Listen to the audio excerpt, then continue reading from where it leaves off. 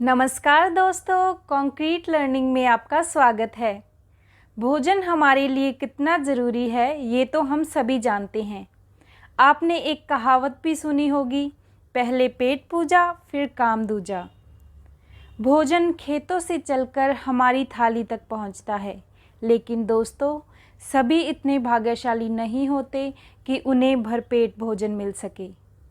इस समस्या से निजात पाने के लिए हमें फसल की क्वालिटी को इम्प्रूव करके उसकी पैदावार को बढ़ाना होगा।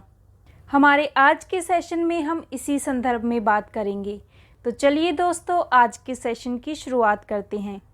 सभी लिविंग ऑर्गेनिजम्स को अपनी बॉडी के डेवलपमेंट, ग्रोथ एंड हेल्थ के लिए फूड की आवश्यकता होती है।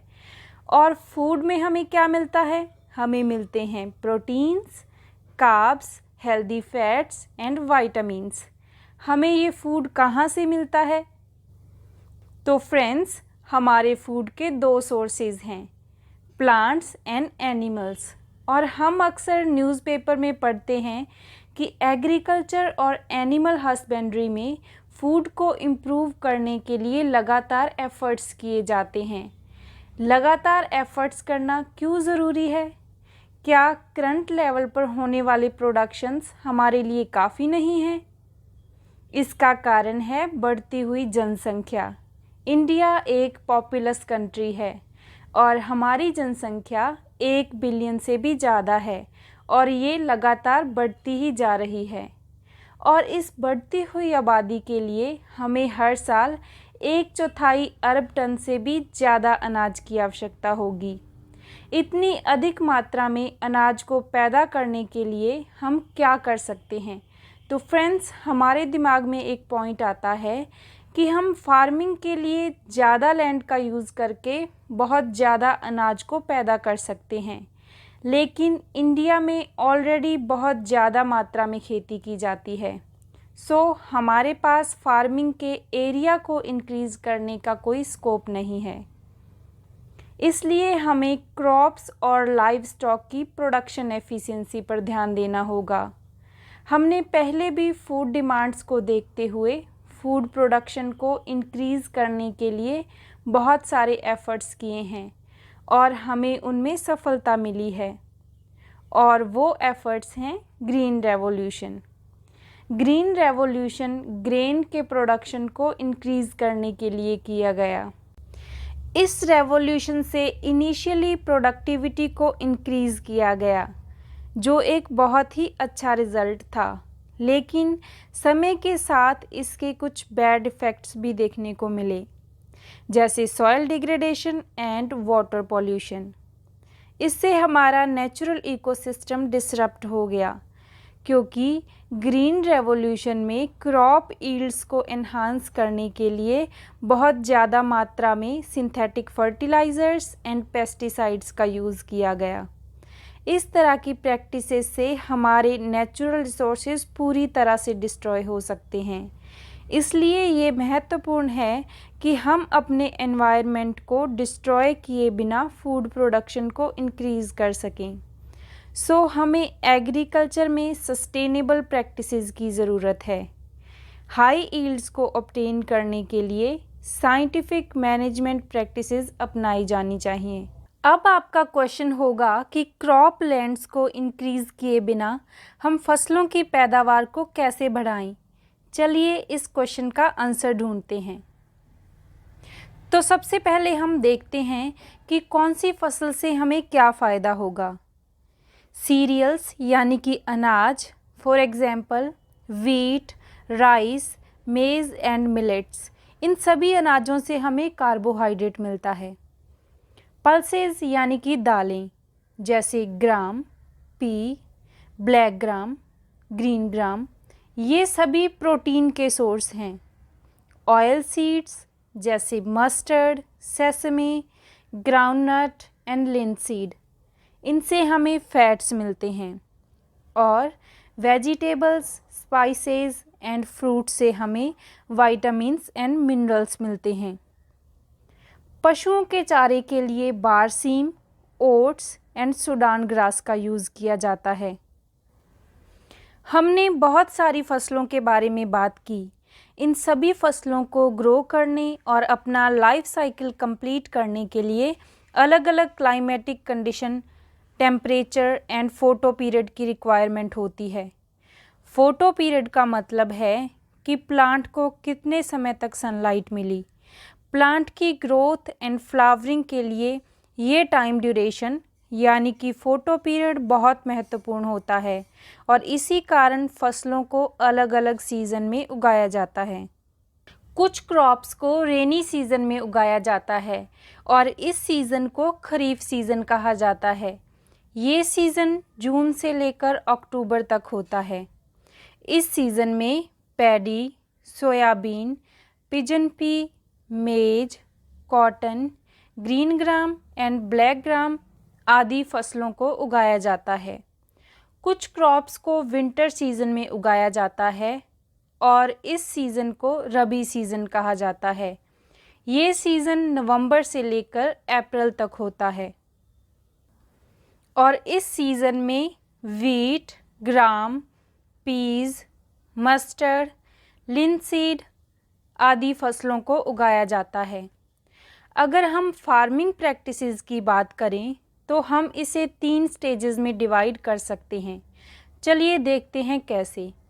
जब भी हम किसी प्लांट को उगाते हैं तो सबसे पहले हम अच्छे बीज को बोते हैं। फिर हम प्लांट को न्यूट्रिशन देते हैं जैसे खाद, पानी इत्यादि। उसके बाद हम पौधे को प्रोटेक्ट करते हैं ताकि उसे किसी तरह की कोई बीमारी ना हो। इसलिए फसल की पैदावार को बढ़ाने के लिए की जाने वाली एक्टिविटीज़ को 3 ग्रुप्स में क्लासिफाइड किया जाता है: crop variety improvement, crop production improvement and crop protection management. इस सेशन में हम इन 3 ग्रुप्स के बारे में चर्चा करेंगे और हमारा मुख्य मकसद है फसल की पैदावार को बढ़ाना। चलिए शुरुआत करते हैं क्रॉप वैरायटी इम्प्रूवमेंट से। यह दृष्टिकोण एक ऐसी फसल किस्म खोजने पर निर्भर करता है जो अच्छी पैदावार दे सके। विभिन्न उपयोगी विशेषताओं जैसे disease resistance, response to fertilisers, product quality and high yield वाली किस्मों को ब्रीडिंग द्वारा प्राप्त किया जा सकता है। फसल की किस्म में डिज़ायरेबल करैक्टर्स शामिल करने का एक तरीका है हाइब्रिडाइजेशन। हाइब्रिडाइजेशन में आनुवंशिक रूप से भिन्न पौधों के बीच क्रॉस करवाया जाता है। ये क्रॉस विभिन्न प्रकार का हो सकता है। इंटर वेराइटल हाइब्रिडाइजेशन, इसमें 2 अलग अलग क्रॉप वैरायटीज़ में क्रॉस करवाया जाता है। फॉर एग्जाम्पल, वीट की 2 वैरायटीज़ का आपस में क्रॉस करवाना। नेक्स्ट टाइप है इंटर स्पेसिफिक हाइब्रिडाइजेशन। इसमें एक जीनस की 2 स्पीसीज़ के मध्य क्रॉस करवाया जाता है।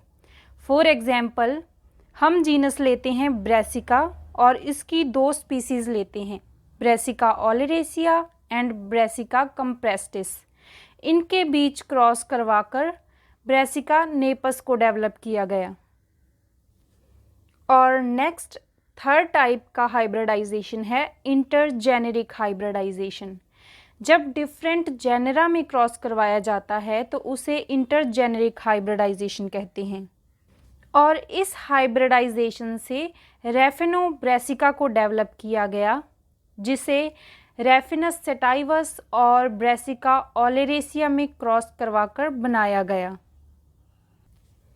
इस तरह हाइब्रिडाइजेशन की मदद से हम अलग अलग पौधों में प्रेजेंट डिज़ायरेबल करैक्टर्स को मिलाकर एक इम्प्रूव्ड वैरायटी को डेवलप कर सकते हैं। क्रॉप वैरायटी को इम्प्रूव करने का एक दूसरा तरीका है जेनेटिक मॉडिफिकेशन। इस मेथड में डिज़ायरेबल करैक्टर्स का जीन प्लांट में इंट्रोड्यूस करवा दिया जाता है और इस तरह से डेवलप्ड क्रॉप्स को जेनेटिकली मॉडिफाइड क्रॉप्स कहा जाता है। अब हम क्रॉप वैरायटी इम्प्रूवमेंट के कुछ फैक्टर्स समझ लेते हैं।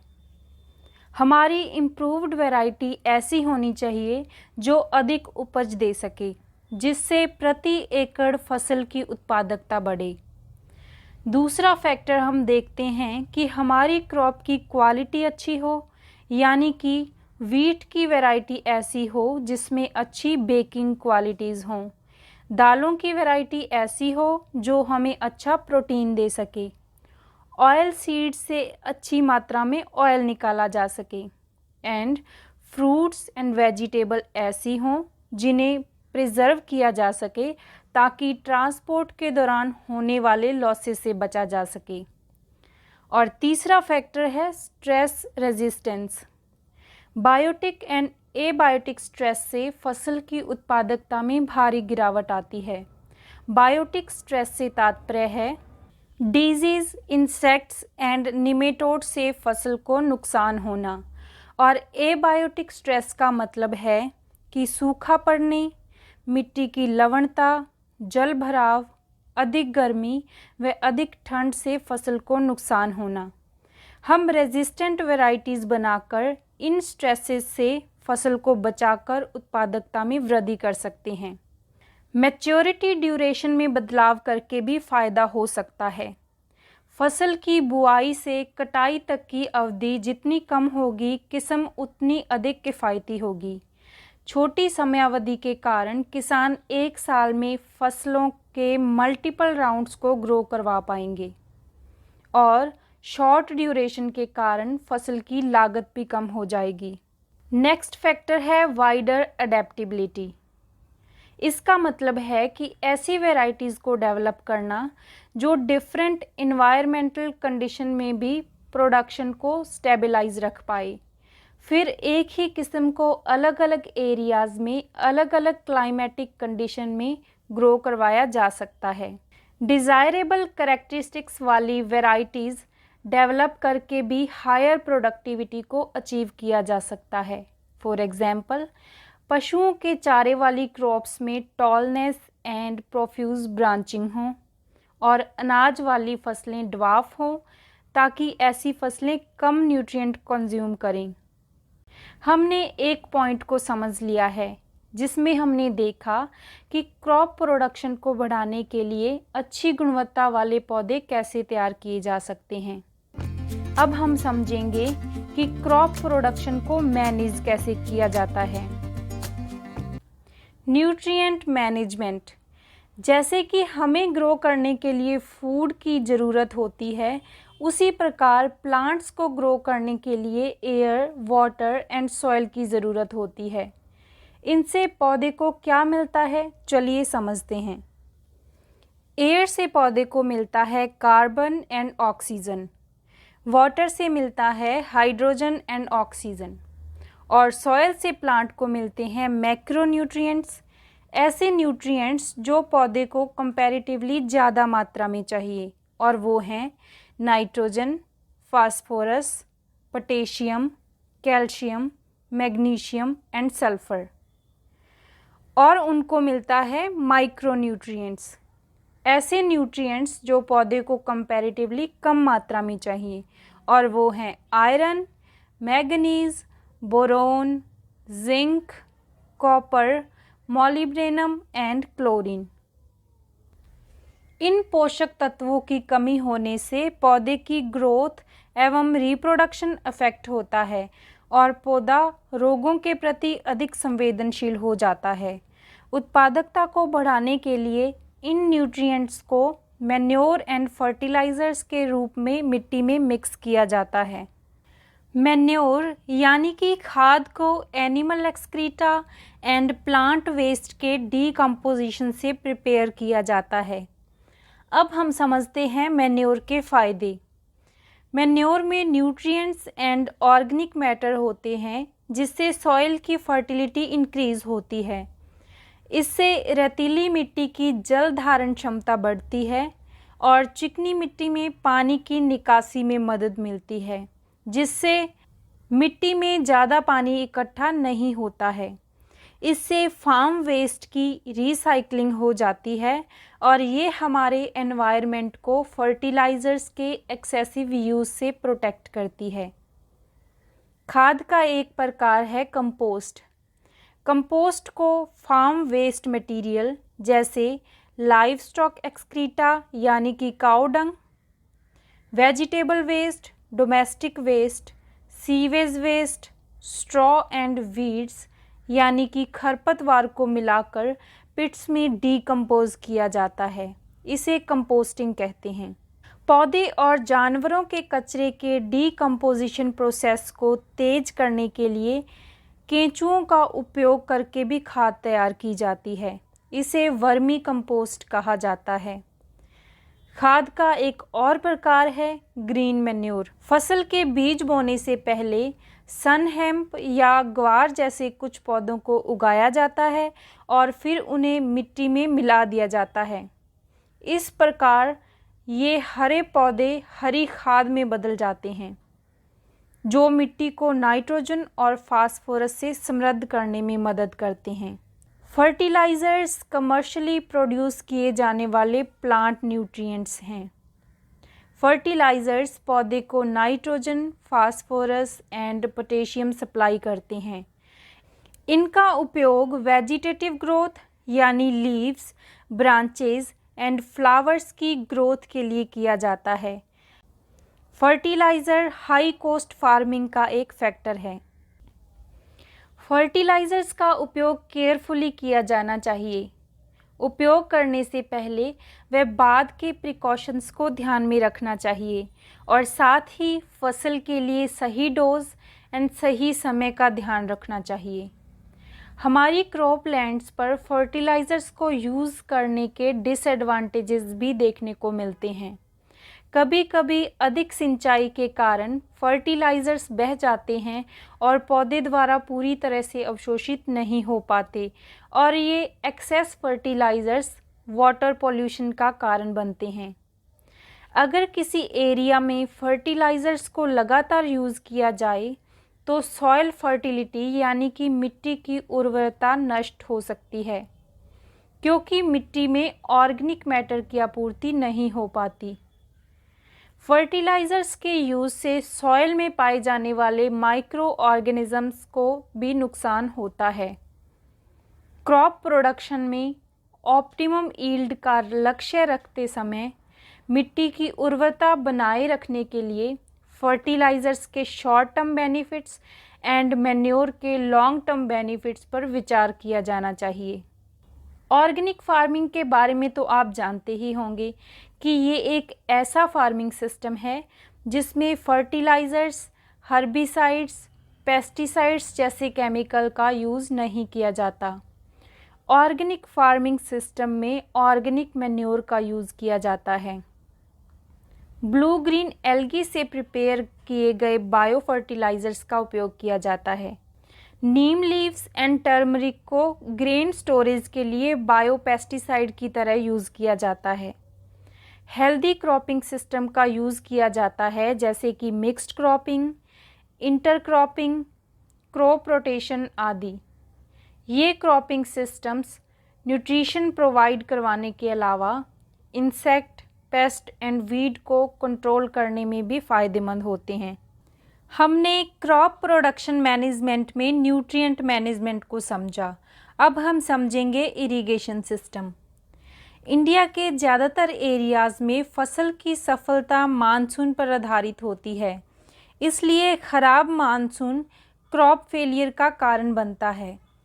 अगर फसल को उसके ग्रोइंग सीज़न के दौरान सही समय पर पानी मिले तो फसल की पैदावार को बढ़ाया जा सकता है। इसलिए अधिक से अधिक कृषि भूमि को सिंचाई के अंतर्गत लाने के प्रयास किए जाते हैं। इंडिया में वाटर रिसोर्सेज की वाइड वैरायटी है और हाईली वेरिड क्लाइमेट है। ऐसी परिस्थिति में कृषि भूमि में पानी की आपूर्ति के लिए कई अलग अलग प्रकार की सिंचाई प्रणालियां अपनाई जाती हैं, जैसे वेल्स।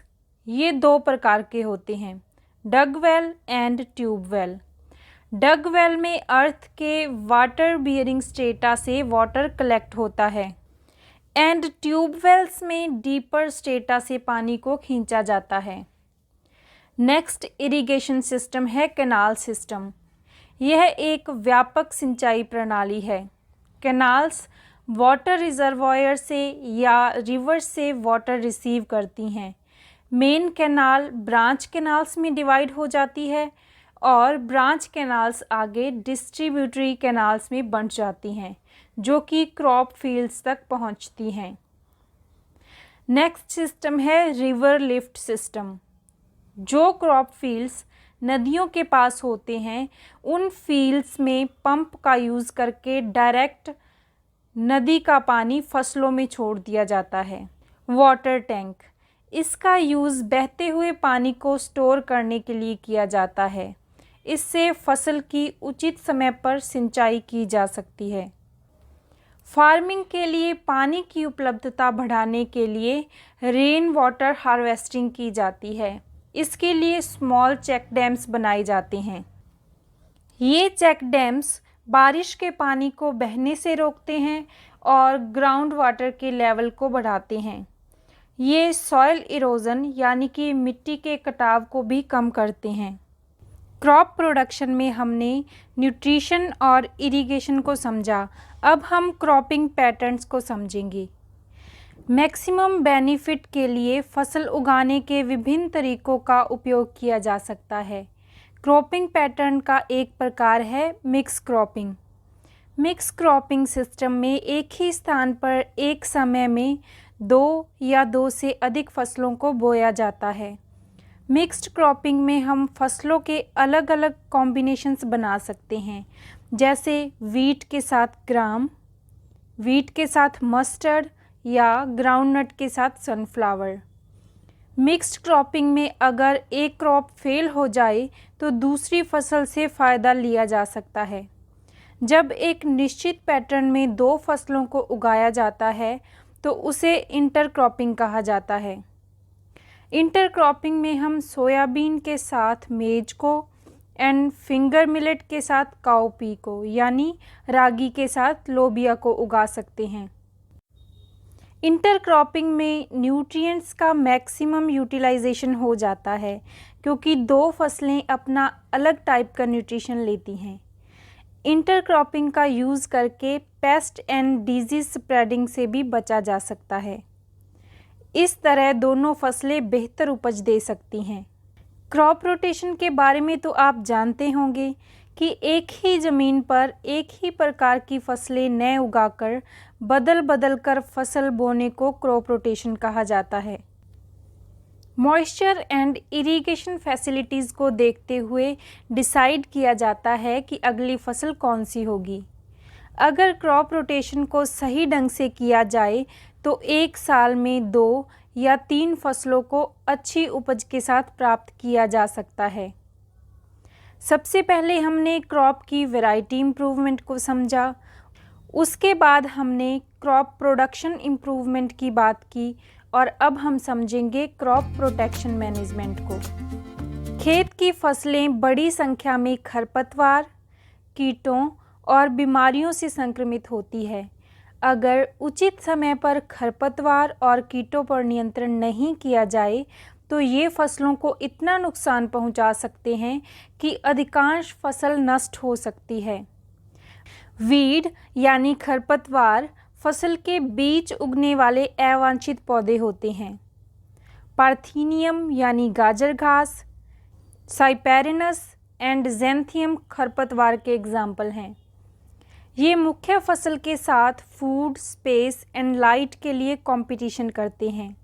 खरपतवार पोषक तत्वों को सोख लेते हैं और फसल की वृद्धि को कम कर देते हैं। इसलिए अच्छी फसल के लिए फसल वृद्धि के प्रारंभिक चरण के दौरान खेतों से खरपतवार निकालना आवश्यक है। अगर हम कीटों की बात करें तो आम तौर पर कीट पौधे पर 3 तरह से हमला करते हैं। वे जड़, तना और पत्ती को काटते हैं। वे पौधे के विभिन्न हिस्सों से सेल सेप यानी कोशिका के रस को चूसते हैं और वे तने व फलों में छेद कर देते हैं। इस प्रकार वे फसल के स्वास्थ्य को प्रभावित करते हैं और पैदावार कम कर देते हैं। पौधों में रोग बैक्टीरिया, फंजाई एंड वायरसेस जैसे पैथोजेंस की वजह से होते हैं। ये pathogens soil, water and air के थ्रू फैलते हैं। वीड, इंसेक्ट्स एंड डिजीज़ को विभिन्न तरीकों से नियंत्रित किया जा सकता है। मोस्ट कॉमनली यूज़ किए जाने वाला मेथड है पेस्टिसाइड्स, और पेस्टिसाइड्स में शामिल हैं herbicides, insecticides and fungicides. In chemicals का फसल पर छिड़काव किया जाता है या इनका उपयोग मिट्टी एवं बीजों को ट्रीट करने के लिए किया जाता है। हालांकि इन रसायनों का अत्यधिक उपयोग समस्याएं पैदा कर सकता है, क्योंकि ये कई पौधों और जानवरों की प्रजातियों के लिए जहरीले हो सकते हैं और पर्यावरण प्रदूषण का कारण बन सकते हैं। खरपतवार को अलग तरीकों से भी कंट्रोल किया जा सकता है, जैसे mechanical removal, proper seed bed preparation, समय पर फसल की बुआई, intercropping, crop rotation and resistance varieties को यूज़ करना। और गर्मियों में खेतों की गहरी जुताई करके भी खरपतवार को कंट्रोल किया जा सकता है। एग्रीकल्चर प्रोड्यूस को न केवल खेतों में बल्कि स्टोरेज में भी बहुत लॉस होता है। तो चलिए अब हम ग्रेन्स के स्टोरेज लॉस को समझते हैं। ग्रेन स्टोरेज को दो फैक्टर्स प्रभावित करते हैं। पहला है बायोटिक फैक्टर, और इनमें शामिल हैं insects, rodents, fungi, mites and bacteria. दूसरा फैक्टर है एबायोटिक फैक्टर। इसमें शामिल हैं स्टोरेज प्लेस का इनएप्रोप्रिएट मॉइस्चर एंड टेम्परेचर। ये दोनों फैक्टर्स ग्रेन स्टोरेज पर क्या प्रभाव डालते हैं, चलिए समझते हैं। ये ग्रेन की क्वालिटी को कम कर देते हैं। इससे वेट का लॉस हो जाता है और सीड की जर्मिनेशन की एबिलिटी कम हो जाती है और प्रोड्यूस का कलर ख़राब हो जाता है, और इन सभी वजहों से मार्केटेबिलिटी पुअर हो जाती है। इन फैक्टर्स को वेयर हाउसेज़ के सिस्टमेटिक मैनेजमेंट से कंट्रोल किया जा सकता है। इसलिए ग्रेन्स को स्टोर करने से पहले प्रिजर्वेटिव एंड कंट्रोल मेजर्स का यूज़ किया जाता है। इसके अंतर्गत स्टोर करने से पहले प्रोड्यूस की प्रॉपर क्लीनिंग की जाती है। उसके बाद प्रोड्यूस को पहले सनलाइट में ड्राई किया जाता है और बाद में उसे छाया में रखा जाता है। फिर केमिकल्स का यूज़ करके फ्यूमिगेशन किया जाता है, जिससे पेस्ट को किल किया जा सके। फ्रेंड्स, आई होप आपको आज का सेशन अच्छा लगा होगा। कमेंट्स करके ज़रूर बताएं। मिलते हैं नए सेशन में, तब तक के लिए पढ़ते रहें और बढ़ते रहें। अगर आपको इस वीडियो में कुछ नया सीखने को मिला है तो वीडियो को लाइक करें और चैनल को सब्सक्राइब करें। Thank you so much.